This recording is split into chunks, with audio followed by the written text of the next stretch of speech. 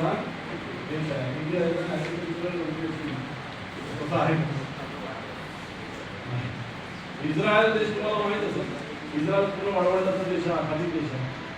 पण आपल्या देशातले लोक प्रगतशील शेतकरी शेतीचा अभ्यास करण्यासाठी पुढे जातात, इस्रायलला जातात. तुम्ही विचार करा, ज्या देशामध्ये पाणी आहे तो देश या जगातला सर्वोत्कृष्ट शेती प्रधान देश म्हणून का? कारण त्याला त्यांनी हे शोधून काढले की ड्रिप इरिगेशन आणि सवारीचे पाणी द्यायचं हे त्यांनी शोधून काढले. वॉटर वॉटर रिसायकलिंग प्लांट वापरून तो परत पाणी दिल्यानंतर परत गेली देते.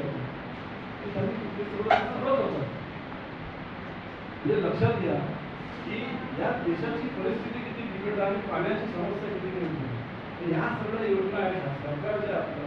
या पावसाचं पाणी हे डोंगर दराने वाहून जाऊन त्याच्यामुळं किती काम करतं की मग त्याच्यासाठी आज तुम्हाला कंट्रोलमध्ये माहीत असेल, कंट्रोल कर काढतात, टेकड्या असतील तर नाले बांधतात, बंधारे नाल्यावरती बंधारे बांधतात, शोषखड्डे आपण गावागावामध्ये सुरू केले, झाडं लावून सुरू केलं. आता की जमिनीची खूप सगळ्यात जास्त होते आपण लागू आहे.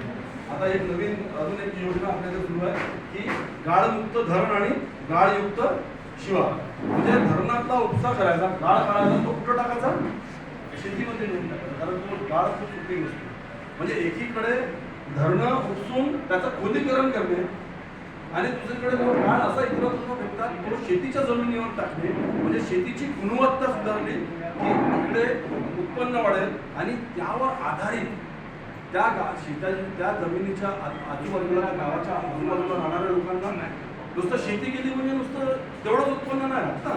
मग शेतीवर मजूर लागतात, मग त्याच्यानंतर प्रोसेसिंग युनिट्स लागतात.